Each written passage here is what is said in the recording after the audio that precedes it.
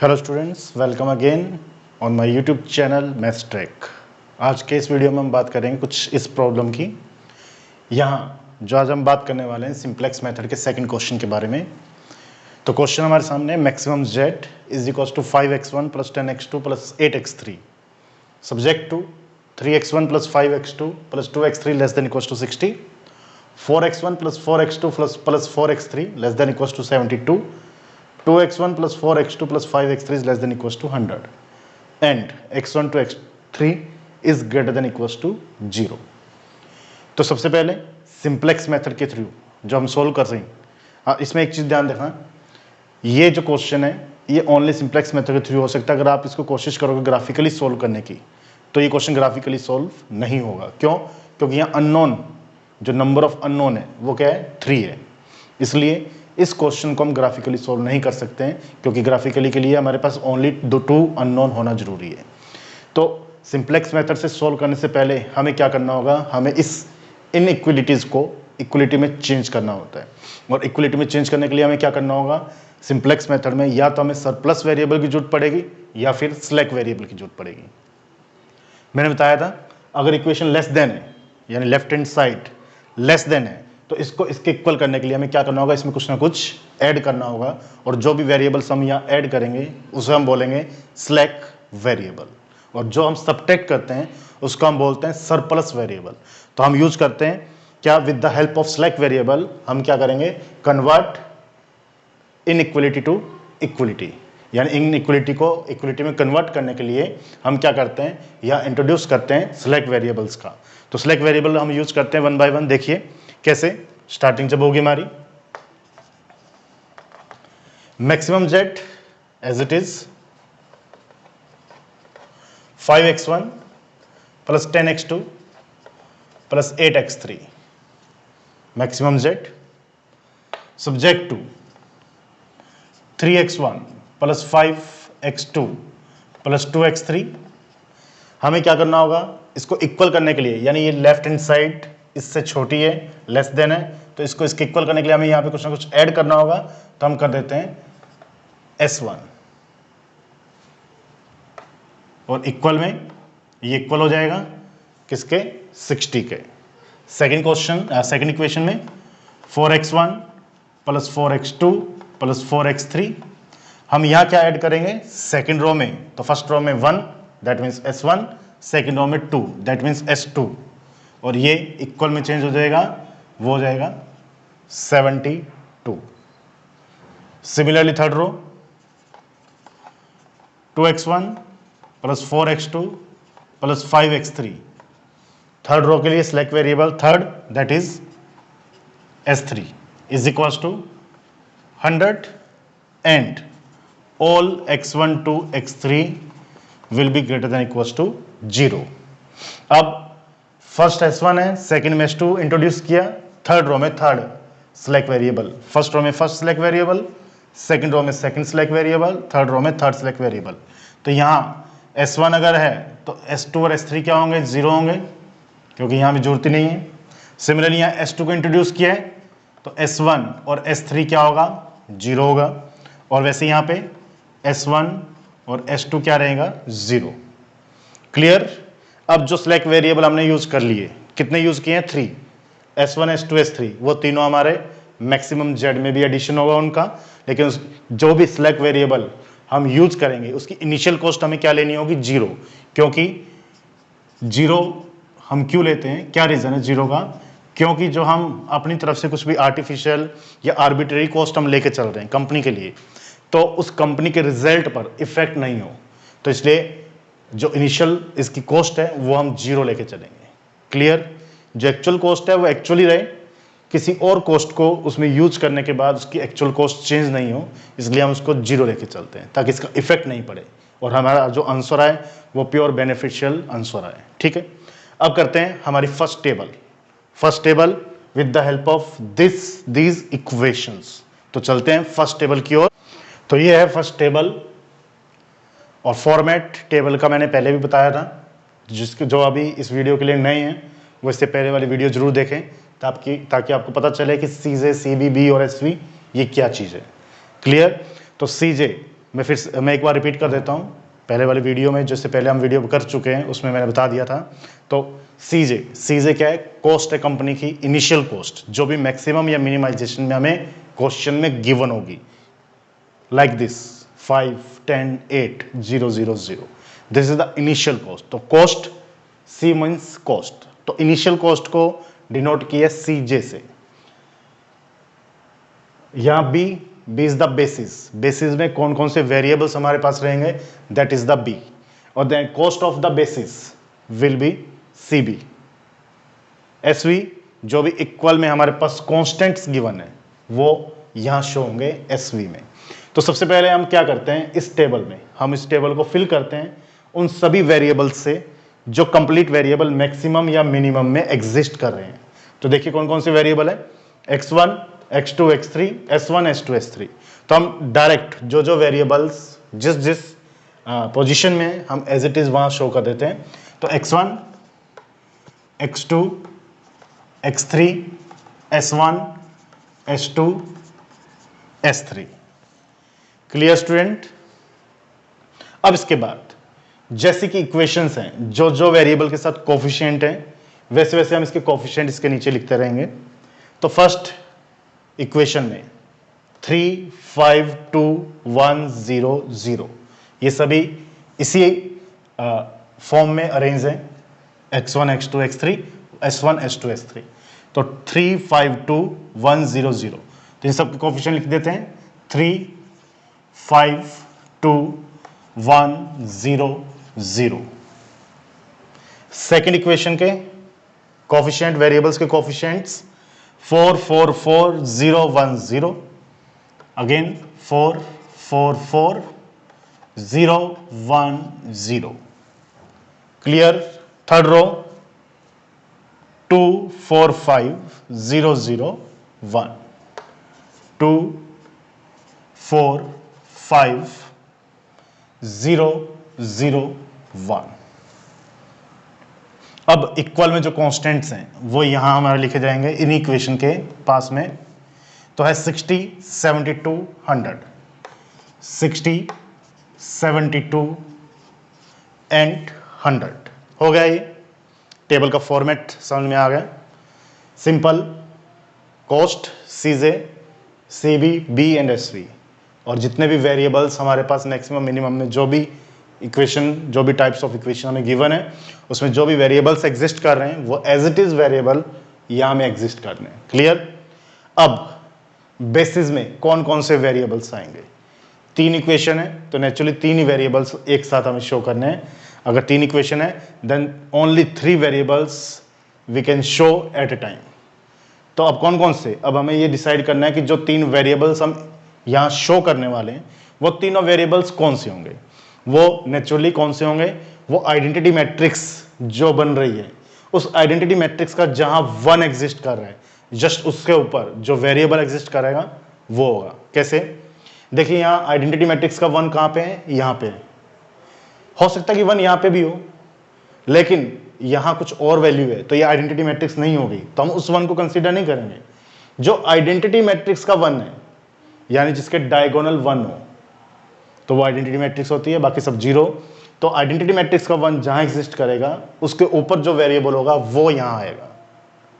तो यहां first row के लिए आइडेंटिटी मैट्रिक्स का 1 यहां है जिसका वेरिएबल है s1, तो फर्स्ट रो के लिए हम यहां पे शो करेंगे s1। सेकेंड रो का आइडेंटिटी मैट्रिक्स का 1 है ये s2, तो यहां सेकेंड रो में आ जाएगा s2। सिमिलरली थर्ड रो में 1 शो हो रहा है s3 के लिए, तो यहां हम लिखेंगे s3। Is that clear? अब ये तो हमने वैल्यूज लिख दी, वेरिएबल्स आ गए सभी के। अब हमें क्या करना है? Cost of basis. बेसिस तो है s1, s2, s3। Now the cost of basis, cost of basis हमें मालूम है, इनिशियल कॉस्ट क्या है s1 की? 0, s2 अगेन 0, s3 भी 0। तो इन सब की इनिशियल कॉस्ट आएगी 0, 0 एंड 0। तो यह है फर्स्ट टेबल का फॉर्मेट कंप्लीट। अब हमें कैलकुलेशन करनी है ZJ। सीजे हमारे पास आ गया, कंप्लीट टेबल आ गई। अब हम कैलकुलेट करेंगे ZJ। तो ZJ कैसे कैलकुलेट करेंगे? इसको मैं हटा देता हूं। तो जेड जे के लिए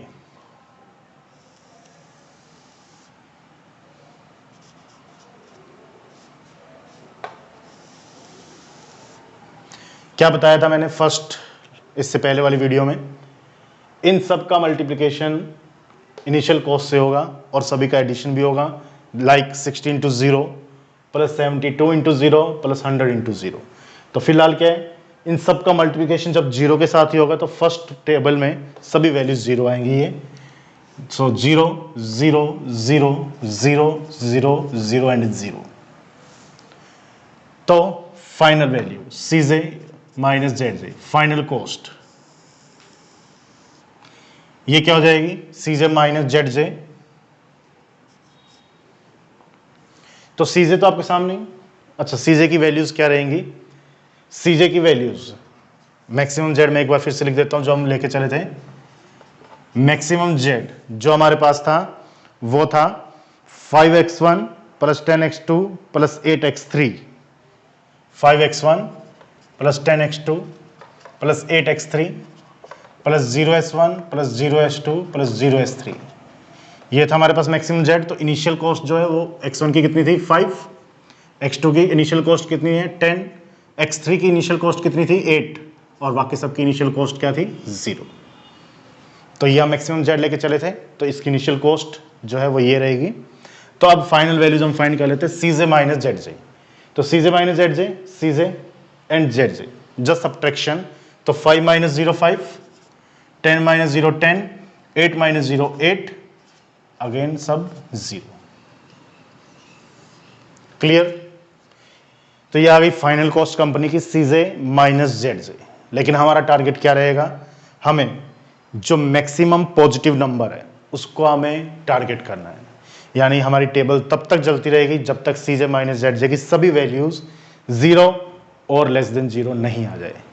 तो मैक्सिमम कॉस्ट क्या है 10, हम सबसे पहले इसको टारगेट करेंगे, हम इसको मिनिमाइज करने की कोशिश करेंगे। क्या जो कॉस्ट लग रही है अभी कंपनी की, क्या उसको हम मिनिमाइज कर सकते हैं, तो हम इस पर एल्गोरिथम करेंगे। तो सबसे पहले जो हम टारगेट करेंगे वो करेंगे मैक्सिमम पॉजिटिव पर, और वो है 10। और इसको हम क्या कहते हैं, एंटरिंग वेक्टर। एंटरिंग वेक्टर क्यों, क्योंकि जब हम नेक्स्ट टेबल बनाएंगे तो यहां से x2 एंटर करेगा और इन तीनों में से कोई एक वेरिएबल निकलेगा, बाहर जाएगा, आउटगोइंग होगा, और उन तीनों में से जो वेरिएबल आउटगोइंग होगा उसमें से उसकी जगह x2 आएगा। तो अब चेक ये करना है कि आउट कौन सा होगा, उसके लिए हमें पहले निकालना पड़ेगा मिनिमम रेशियो। तो मिनिमम रेशियो हम चेक करते हैं, मिनिमम रेशियो। मिनिमम रेशियो कैसे बताया था मैंने, एंटरिंग वेक्टर की जो वैल्यूज हैं, ये वैल्यूज ये डिवाइड होगी इस एसवी के सभी वैल्यूज के साथ रिस्पेक्टिवली, तो वो आएगा मिनिमम रेशियो। हमेशा यही करना है, एंटरिंग वेक्टर की सभी वैल्यूज का एसवी की सभी वैल्यूज के रिस्पेक्टिवली उसको डिवाइड करना है और हमें मिनिमम रेशियो मिलेगा। देखिए 60 divided by 5 that is 12, 72 divided by 4 13, sorry 18, 100 divided by 4 that is 25। ये वैल्यूज आ गई, 60 by 5 12, 72 by 4 18, 100 by 4 25। तो मिनिमम वैल्यू कौन दे रहा है, मिनिमम वैल्यू दे रहा है फर्स्ट 12, ये है मिनिमम वैल्यू। तो हम सबसे पहले मिनिमम को टारगेट करेंगे। मिनिमम को टारगेट क्यों करेंगे, क्योंकि हमें ये मालूम है कि कहीं जो कंपनी की अप्रोच है, जो कंपनी प्रोडक्ट कर रही है किसी सामान को, वो उसके पास स्लॉट हो सकता है कि ज़्यादा हो सकता है कि नहीं हो सकता है कि वो 25 के स्लॉट को कंप्लीट कर पाए या नहीं, लेकिन ये डेफिनेटली है कि वो कम से कम 12 वाले को तो उस स्लॉट को वो सप्लाई जरूर कर देगा अपने प्रोडक्शन की, क्योंकि वो वहाँ पे डिमांड इतनी कम है।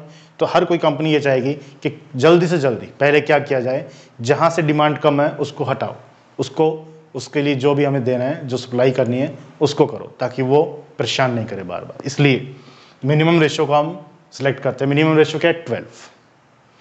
अब intersection point of entering vector and minimum ratio वो है 5। जिसको हम बोलते हैं की element. 5 is the key element. की एलिमेंट क्या है? की element is a intersection point of entering vector and minimum ratio. और मिनिमम रेशियो में वेरिएबल क्या आ रहा है? S1। तो ये क्या हो जाएगा? आउटगोइंग वेक्टर, डिपार्चिंग वेक्टर होगा, तो ये आउट हो जाएगा यहां से S1 नेक्स्ट टेबल से आउटगोइंग वेक्टर और डिपार्चिंग वेक्टर। नेक्स्ट टेबल से S1 हटेगा और एंटर क्या कर रहा है? X2। तो S1 की जगह क्या आएगा? X2। और साथ में मैंने बताया था जो भी हमारे पास की एलिमेंट आएगा उसको हमें 1 बनाना होगा और उससे ऊपर या नीचे जो भी वैल्यूज रहेगी उसको हमें 0 करना होगा। तो करते हैं, क्या करेंगे? नेक्स्ट टेबल में हमें क्या करना होगा? इसको 1 करना होगा और इन दोनों वैल्यूज को 0 बनाना होगा। तो चलिए करते हैं सेकंड टेबल। तो students, next table, second table. तो सेकंड टेबल के लिए जो फर्स्ट टेबल में हमारे पास वेरिएबल्स रहेंगे वो ऐसे रहेंगे, यानी कि ये जो वेरिएबल्स हैं, टेबल का फॉर्मेट सेम रहेगा, इन सब की इनिशियल कॉस्ट सभी टेबल में सेम आएगी, जितना पोर्शन सेम है वो आपके सामने है। अब हमें सबसे पहले क्या करना है? देखिए, इस की एलिमेंट को 1 बनाना है, दैट मीन्स इस कंप्लीट रो को किससे डिवाइड करना होगा? उसी नंबर से जिस नंबर को हमें 1 बनाना होगा। तो हम इसको किससे डिवाइड कर दें? 5 से। तो चलिए करते हैं। फर्स्ट रो 5 से डिवाइड करने के बाद देखिए क्या आएगा? 60/5 12, 3/5 दैट इज 3/5। पॉइंट्स में वैल्यूज नहीं करनी है हमें, आपको फ्रैक्शनल वैल्यूज में ही लिखना है। x2 इसी को 5 से डिवाइड किया तो 1, 2 को 5 से डिवाइड किया दैट इज 2/5, 1/5, 0 एंड 0। आ गई फर्स्ट वैल्यूज, फर्स्ट रो।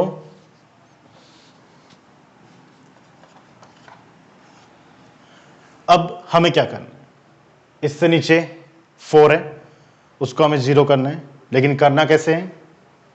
फिर से देख लीजिए, जो आपके पास आइडेंटिटी मैट्रिक्स यानी जिस वैल्यू जिस रो में आपने 1 बना दिया, जिसको आपने 1 में कन्वर्ट कर दिया, उसको उसी नंबर से मल्टीप्लाई करना है जो इससे ऊपर या नीचे नंबर है जिसको हम 0 करने वाले हैं।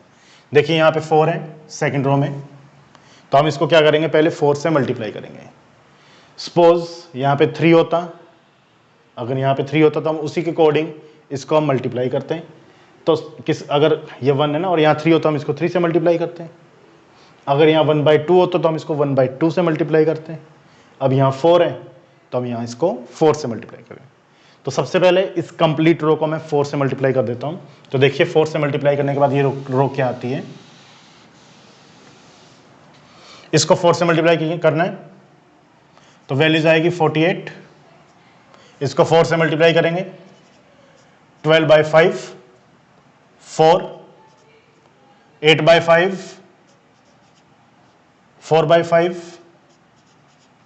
0 एंड 0। इस सभी को 4 से मल्टीप्लाई किया तो ये कंप्लीट टर्म्स आ गई, कंप्लीट वैल्यू आ गई। अब इसको सबट्रैक्ट करना है किस में से? जिसको 0 बनाना है। तो पहले हम इसे 0 बनाना चाह रहे हैं, तो इस कंप्लीट में से इसको सबट्रैक्ट करना है। तो ऊपर वैल्यू कितनी है? 72, 4, 4, 4, 0, 1, 0। तो सबट्रैक्ट कर दें, इसको सबट्रैक्ट कर दें तो 72 - 48 24,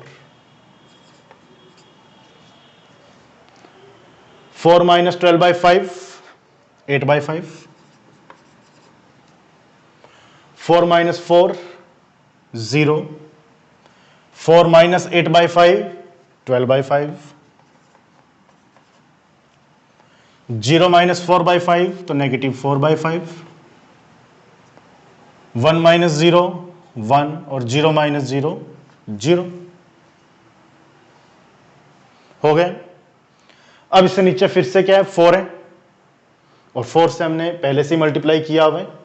अगर मान लो ये 3 होता तो अब की बार हम इसको 3 से पहले मल्टीप्लाई करते हैं और उसके बाद सबट्रैक्ट करते हैं इसमें से, लेकिन ये भी बाय चांस लकीली 4 है तो हम पहले से 4 से तो मल्टीप्लाई कर ही चुके हैं इस रो को।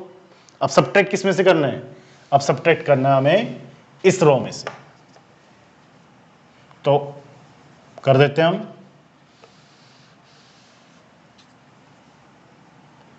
तो जो इसको पहले फिर से 4 से मल्टीप्लाई कर रहा हूं, तो 48, 12/5, 4, 8/5, 4/5, 0 एंड 0। अब सब्ट्रैक्ट किससे करना है? ये दो इक्वेशन को सब्ट्रैक्ट करना हमें माइनस, क्योंकि इसमें से सब्ट्रैक्ट करना है, क्योंकि अब इसको 0 बनाना हमें।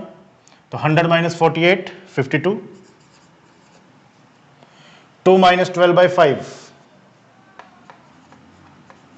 माइनस का 2/5, 4 - 4, 0, 5 - 8/5, that is 25 - 8/5, that means 17/5। फिर 0 - 4/5, तो माइनस का 4/5, 0 - 0, 0 एंड 1 - 0, 1। तो ये हमारे पास सभी वैल्यूज आ गई सेकंड टेबल के लिए। अब इसमें और क्या रह गया? फर्स्ट टेबल में इनकमिंग वेक्टर था x2 और आउटगोइंग था s1। तो पहली चीज तो s1 की जगह क्या आएगा? x2 आएगा। और वैसे भी नेचुरल सी बात है, इस कंप्लीट रो में आइडेंटिटी मैट्रिक्स का 1 कहाँ पे है? यहाँ है। और इसके ऊपर क्या है? x2, तो ये आ गया। और उससे ऊपर x2 की इनिशियल कॉस्ट है, वो है 10, तो वो भी यहाँ आएगी। सेकेंड रो में आइडेंटिटी मैट्रिक्स का 1 है ये, जिसके लिए s2 है और वो 0 है। और थर्ड रो में आइडेंटिटी मैट्रिक्स का 1 है यहाँ, और इसके लिए वेरिएबल s3 और इनिशियल कॉस्ट क्या है? 0। तो ये एज इट इज रहेगी s2, s3, 0 एंड 0। अब फिर से हमें क्या फाइंड करना होगा? zj। तो zj हम फाइंड कर लेते हैं।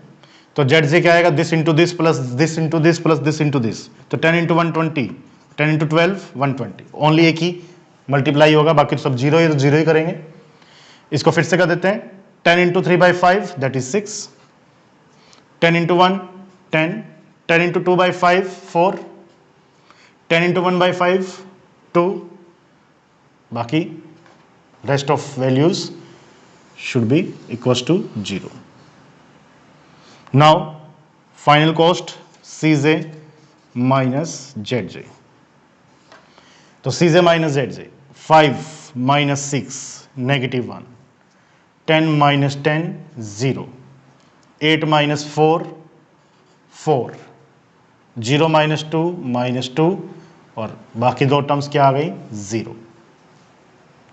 अब देखिए स्टूडेंट, एक ही ऐसी वैल्यू पॉजिटिव रह गई है जिसको हमें अब टारगेट करना है। इसके अलावा सभी वैल्यूज या तो नेगेटिव है या 0 है। तो only just a single value जो पॉजिटिव वैल्यू है, अब हमें इसे टारगेट करना होगा। इसको भी 0 लेस देन 0 में चेंज करना होगा। तो अब की बार एक ही वैल्यू है, तो यही हमारे लिए क्या होगा? एंटरिंग वेक्टर होगा।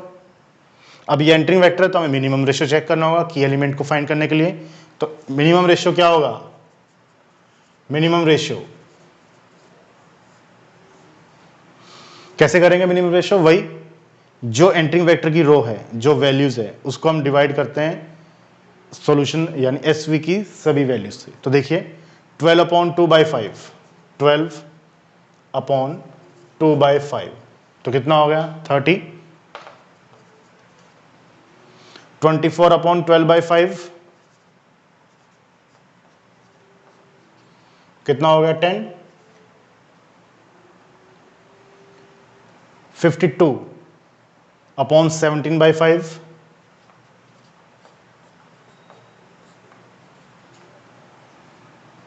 52/17/5 ये कितना हो जाएगा हमारे पास? 260/17। और 260 अप्रोक्सीमेटली इसको 13 मान लेते हैं हम, तो अप्रोक्सीमेटली आ जाएगी 13, यानी 10 से तो ज़्यादा ही आएगी वैल्यू।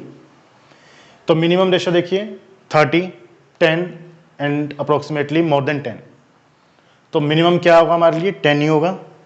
अगर मिनिमम रेशियो 10 है और एंटरिंग वेक्टर ये है, तो की एलिमेंट क्या हुआ इन दोनों का इंटरसेक्शन पॉइंट? That is 12/5। तो ये हमारे पास हो गया की एलिमेंट। एंटरिंग वेक्टर x3 और आउटगोइंग वेक्टर क्या होगा? s2। तो नेक्स्ट टेबल में हमें क्या करना है? इसे 1 बनाना है, इससे ऊपर और नीचे वैल्यूज को हमें क्या करना है, 0 करना है।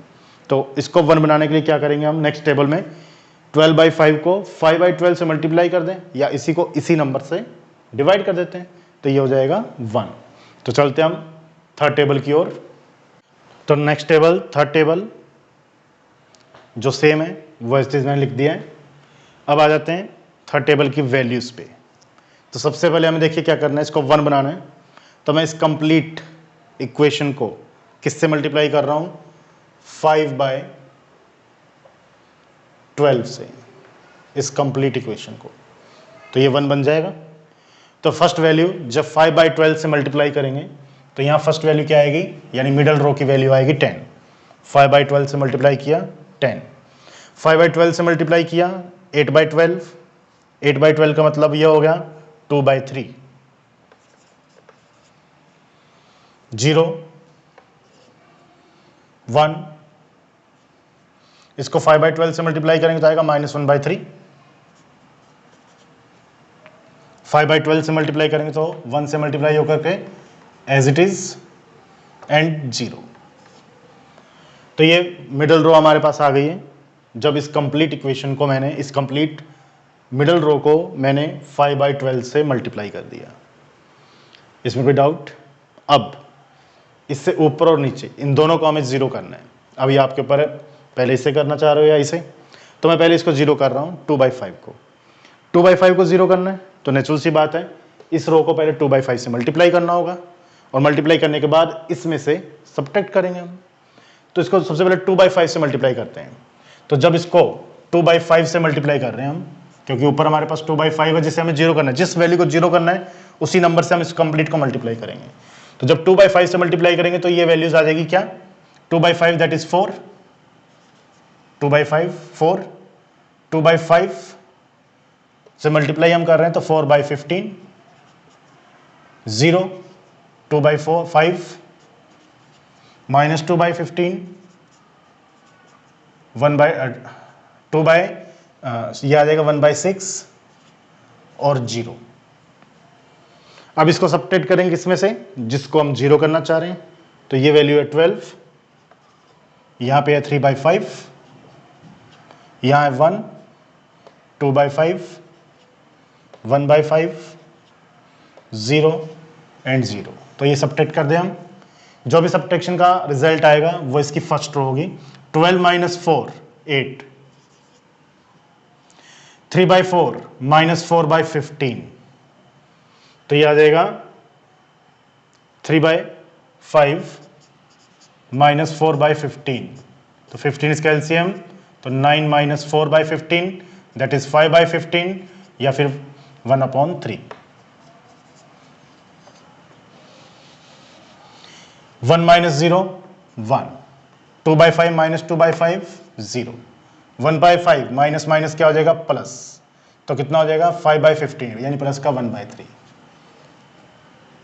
चेक कर लेते हैं फिर भी, 1/5 प्लस 2/15, 15 एलसीएम हो गया, 3 + 2 5/15 दैट इज प्लस का 1/3, 0 1 दिस, तो माइनस का 1/6, 0 - 0 0।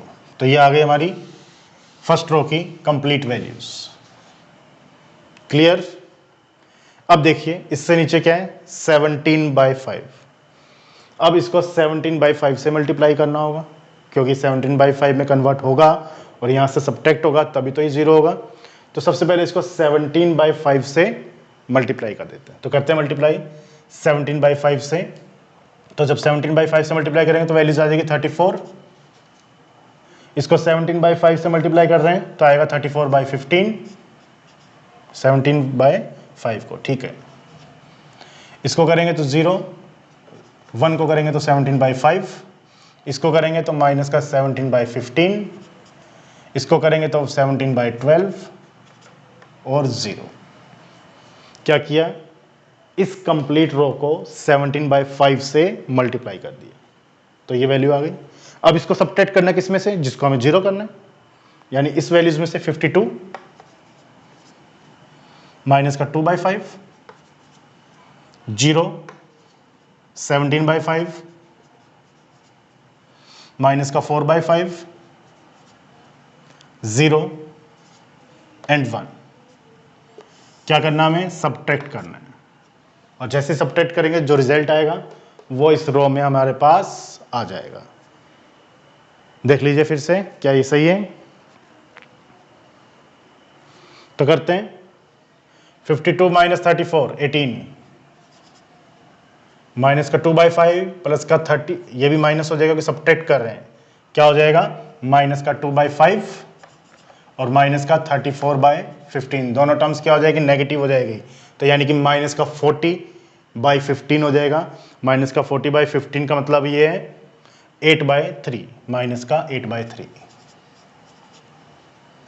ये दोनों जीरो ही है तो जीरो, ये जीरो हो ही जाएगा। 17/5 माइनस 17/5 जीरो। माइनस का 4/5, अब की बार हमारे पास माइनस का 4/5 और ये नेगेटिव सब्ट्रैक्ट करेंगे, नेगेटिव ऑलरेडी है तो पॉजिटिव हो जाएगा 17/5। तो माइनस का 4/5 प्लस का 17/15, तो 15 है ये। तो क्या हो गया? ये हो जाएगा 5/15 यानी प्लस का 1/3। ठीक है। इसके बाद 0 माइनस 17/12, तो माइनस का 17/12 और 1 माइनस 0 1। तो ये लास्ट रो हमारे पास आ जाएगी कंप्लीटली।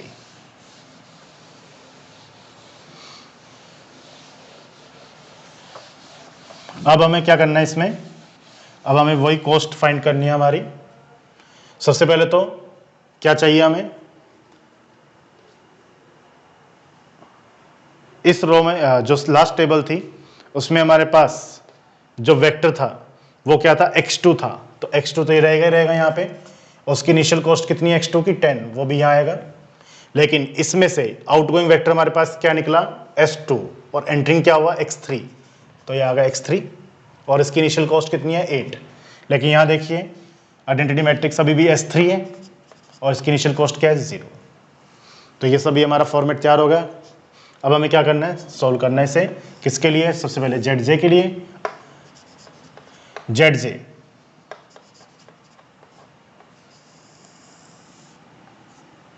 तो ZJ क्या रहेगा? 80 प्लस 80 160, 10/3 प्लस 16/3 तो 26/3। 10 इंटू 1 10, बाकी जो दो है वो 0 तो 10। 8 इंटू 1 8, 10/3 माइनस का 8/3 और ये 0 तो 2/3। माइनस का 10/6 प्लस का 40/12 यानी कि माइनस का तो हो गया 10/6 और प्लस का 8 से जब इसको मल्टीप्लाई करेंगे तो 40/12। तो क्या हो जाएगा? माइनस का 20 प्लस का 40/12 या फिर प्लस 20/12। 20/12 को भी हम क्या लिख सकते हैं? हम लिख सकते हैं 20/12 को 5/3 और लास्ट वैल्यू 0। तो final cost CJ minus ZJ क्या आ जाएगी? CJ माइनस ZJ की फाइनल कॉस्ट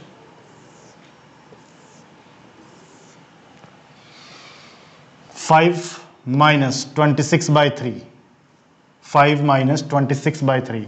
तो नेचुरल सी बात है कोई ना कोई वैल्यू जो भी आएगी वो नेगेटिव आएगी हमारे पास।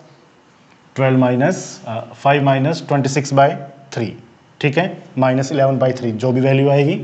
10 minus 10 0, 8 minus 8 0, 0 minus 2/3 negative, 0 minus 5/3 negative and 0 minus 0 0। अब ये फाइनल वैल्यूज, जो फाइनल कॉस्ट है, जो हमारा टारगेट था वो क्या था? All CJ minus ZJ is less than equals to 0, जो कि हमारे पास रिजल्ट आ गया। All CJ minus ZJ less than equals to 0। तो अब बात करते हैं हमारे आंसर की। आंसर क्या रह जाएगा हमारा? तो आंसर जो रहेगा वो ये है, x3 10, x2 8 और x1 नहीं है यहाँ पे तो वो क्या होगा? 0। तो सो we get the values by the last table of simplex table. x1 equals to 0, x2 is equals to 8 and x3 equals to 10. So the maximum z और maximum z जो हमारे पास था वो था हमारे पास 5x1 plus 10x2 plus 8x3. 5x1 plus 10x2 plus 8x3. Put the values of x1, x2, x3. We get the final solution. Maximum z is equals to 10 into 8 plus 8 into 10, that is 160 unit और rupees, जो भी जैसा भी हमारे पास question में statement होगी वो. तो यह है इसका final solution 160. And the type of solution non degenerate feasible optimum solution. तो स्टूडेंट्स क्लियर है ये क्वेश्चन? कल वाले क्वेश्चन से कुछ ज़्यादा क्लियर हुआ? जितना क्वेश्चन इससे पहले वाले वीडियो में क्लियर हुआ था उससे कुछ ज़्यादा हम आगे तो थोड़ा सा बढ़े, थोड़ा और क्लियर हमने किया इसको. और इसी तरह से हम कुछ और क्वेश्चंस करेंगे अपने नेक्स्ट वीडियो में. बने रहिएगा. अगर आप नए हैं इस यूट्यूब चैनल पे तो इसको सब्सक्राइब करना मत भूलें. फिर से मिलेंगे एक नई वीडियो के साथ.